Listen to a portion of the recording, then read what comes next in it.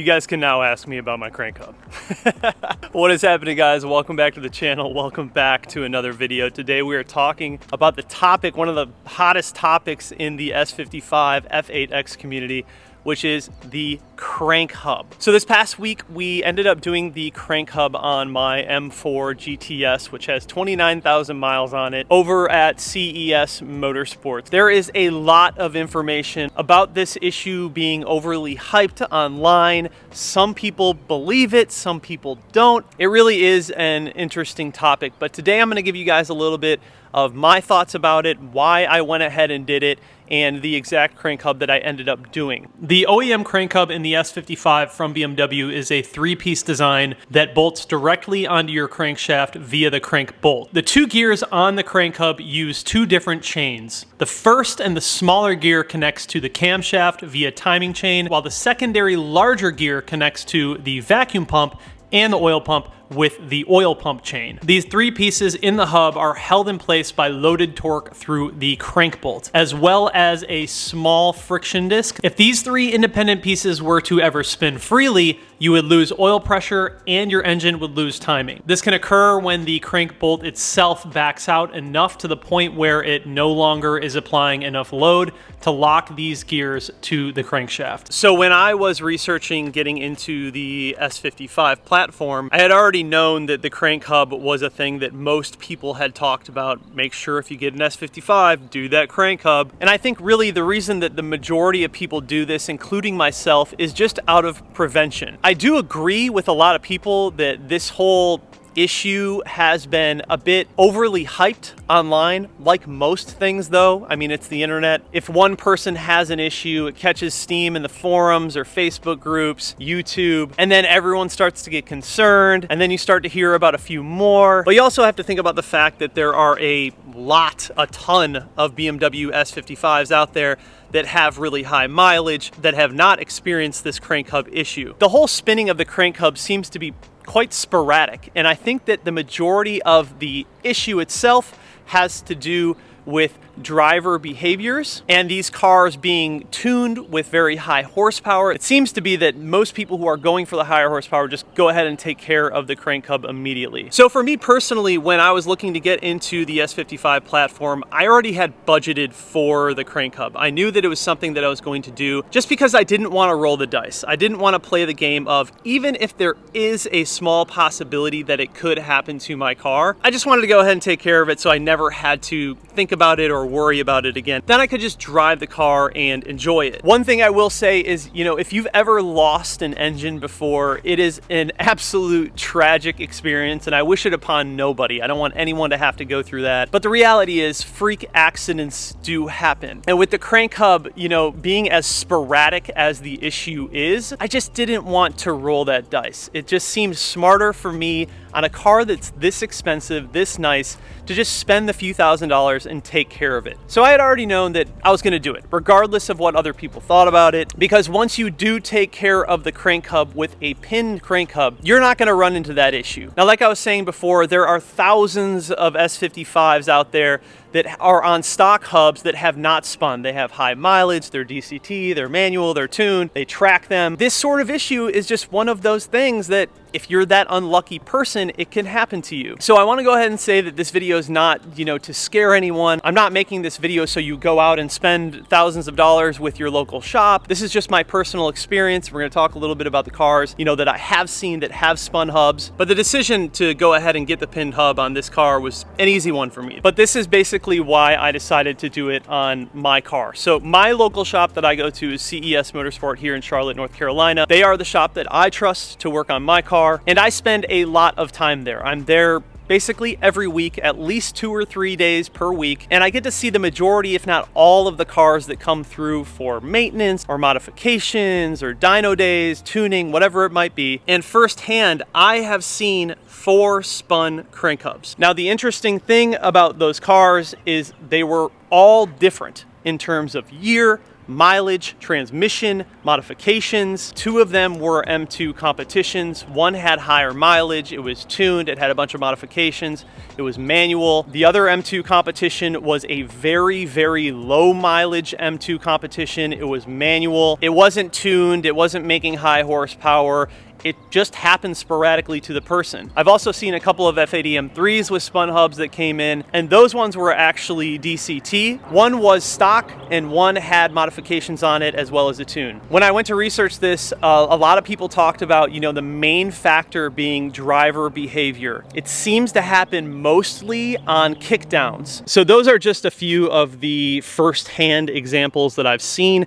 Obviously, I've seen a lot of videos online. Simply Car Things, if you guys don't know him on YouTube, he did a couple of really good videos on the crank hub, and I watched all of that, as well as a few others before actually going ahead and making mine. And I highly suggest you guys check those out. They're very informative. But the reality is, you know, this is one of those things where the possibility is there, no matter what. You can't deny the fact that this has happened to a few cars, and it really could happen to anyone. With that being said, you know, there are plenty of people out there that are running their cars, running them hard, tuned or not, high mileage, low mileage, that do not have the crank hub done and are completely fine. I had 29,000 miles on this car when I brought it in to do the crank hub. We pulled out my crank hub, my original one, and it was fine. It probably would have been okay. But again, you just don't know. And that right there is just a gamble that you'll just have to take. This is obviously your investment, so when it comes down to it, it's your decision. You know, do you want to go ahead and do it? Do you not want to go ahead and do it? Do you think it's a myth? Do you think it's real? But for me, the decision was pretty easy. The 2 main pinned crank hubs that I see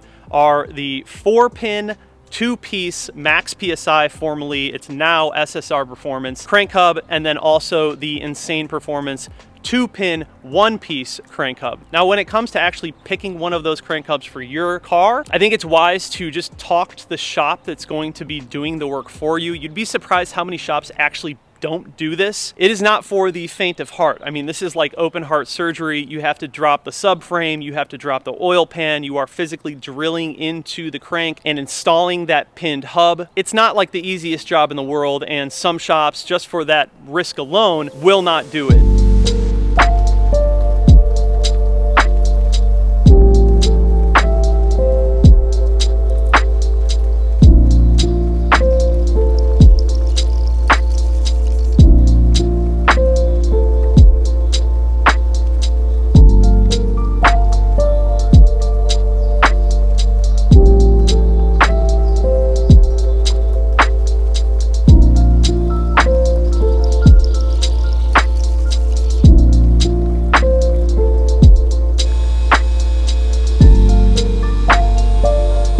Pin is in. Time to put the oil pan back on and put everything back together. Clean up the oil pan, get it nice and clean for a new gasket.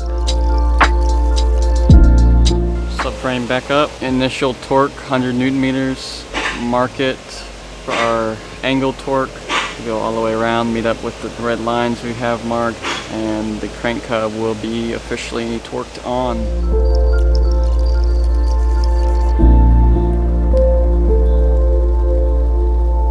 Mark lines up, so we're good. Front main seal will go in and close to being done. Crank bolt is torqued down there. Got our timing bridge on here that we haven't removed since the beginning. Got our Vanos hubs back on. Bolts, they're threaded in, they're not torqued yet. Timing chain tensioner is in. We line up the plate. There's 2 little dimples here and here that you line up with the Vanos hubs, and we'll torque our bolts at the final step. Spin the motor over and check it again, and it should be in time, and then valve cover goes back on and put oil in it, and should be good to crank.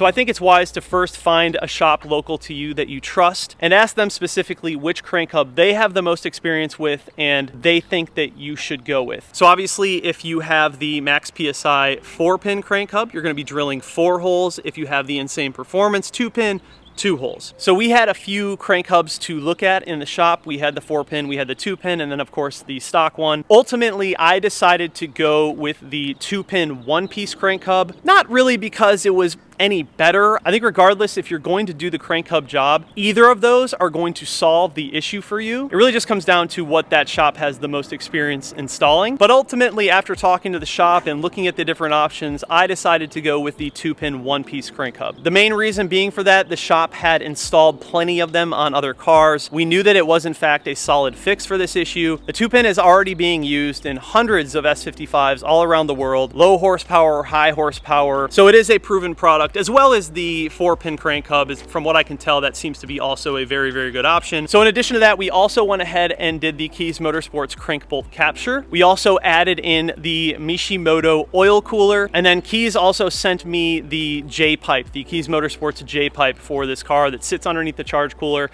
and goes into your intake manifold. Furthermore, while you're doing this, it's a good opportunity to just go ahead and knock out all of the maintenance that you need to on the car. We did spark plugs, obviously new oil. I went with liquid moly 5W30, and being that this is such an in-depth install with the crank hub, you need to take so many things apart. Your valve cover needs to come off, your oil pan needs to drop, all of those gaskets are going to be replaced with new gaskets. So really the M4 just got a full refresh in addition to getting the crank hub fix done. I think the other thing that a lot of people talk about, you know, is the cost of the crank hub fix. It really does seem to vary. I've seen people who spend a couple of $1,000s. I've seen people spend upwards of $4,500, $5,000. Just depends on where you live, how much the parts are costing at that moment, and what that shop's labor rate is. But in terms to get the job done, it took about 2 days total from start to finish, and it was a pretty seamless process. So I will say, you know, even when I first bought this car, it was always in the back of my head that could happen. I could spin that up. We've seen cars with extremely low miles, like under 10,000 miles, that have spun hubs. And even though, you know, the chances of it happening were probably very, very low, especially when I just first bought this car and was driving it the way I was, there's no denying that it was in the back of my head. I do see a lot of people online who talk about how this is like a cash grab from shops. I like to think that, you know, shops aren't out here to just burn people and take their money. Obviously, you know, a few bad shops kind of ruin the reputation for a lot of good shops. But as I stated before, you know, this is just, it's gonna have to be your call. You're gonna have to make that decision for yourself. I think you just need to do your research and decide, is this something that is worth it? Now with the M4 GTS, it's obviously a little bit more expensive, but as we see nowadays, like the prices in F80s and F82s are coming down pretty significantly. But the majority of these cars, you know, when they were newer, were $60,000 and up. So for me personally, on any car that's that expensive, I would just budget for the few $1,000s to go ahead and have the hub done regardless, just so I had that peace of mind in the back of my head and I could just enjoy the car and just drive it the way I wanted to. Whew. In general, I'm really just enjoying the S55 platform, like learning about it, driving it, modifying it. This overall has been easily my favorite car that I've ever owned. It's also the most expensive, but it has really been a fun platform. The J-pipe is down here. It's gonna be really hard to see, but this charge cooler will go into the J-pipe, and then the J-pipe will go into your intake manifold. And that is one of the pieces that we upgraded. We're also gonna end up doing the inlets right here. So this will be changed out, and there's also one down there behind the second intake. So I'm going to end up upgrading all the intake inlets, and for the most part all of the piping will be done at that point. You know, this car has basically full bolt-ons. It is catless. I have yet to install my active mid pipe yet, but you know, we have all of the basics already, and then we're going to throw a little tune on it. Nothing crazy, nothing too spicy, but it should be fun. I've never actually owned an S55 that was tuned, so I'm excited to do that. So yeah, you guys, I just wanted to make a video talking about, you know, the fact that we did go ahead and do the crank hub in this video, and just my thoughts thoughts on the whole thing. You know, it's just one of those topics in this community that everyone sort of defaults to when it comes to the S55. The first thing out of the majority of people's mouths are, well, did you do the crank up? And I definitely think that people are a bit over dramatic about it online. But again, you know, that's the internet. Like, one person has a problem, it kind of snowballs, other people see it, it gains popularity, and it just becomes something that everyone thinks they need to do immediately or their car is going to blow up. I definitely don't think that's the case. From everything I've learned, it has a lot to do with the way that people drive their cars. And then obviously, you know, if you're shooting for the moon with high horsepower, it's just wise to go ahead and do it. I think when it comes down to it, the facts are some cars have experienced that issue of the crank hub spinning. And while it might not be all of them, sort of like an insurance policy, I would hate for it to actually have happened to me. So it just made sense to pay the money and handle it. It's not like it's $10,000. It's not a massive investment. It's a couple of days with the car being down and a few $1,000s, and you're good. You don't have to worry about it anymore. So that has personally been my experience with the crank hub on the S55s. You know, I've seen a few cases of it in person. I've seen a lot of cases of it online. But then again, I've seen a lot of people who are just running their cars at high mileage, different transmissions, different tunes, stock, low horsepower, high horsepower, and they've had zero issues. I think it's just a gamble. And that more than likely is why BMW didn't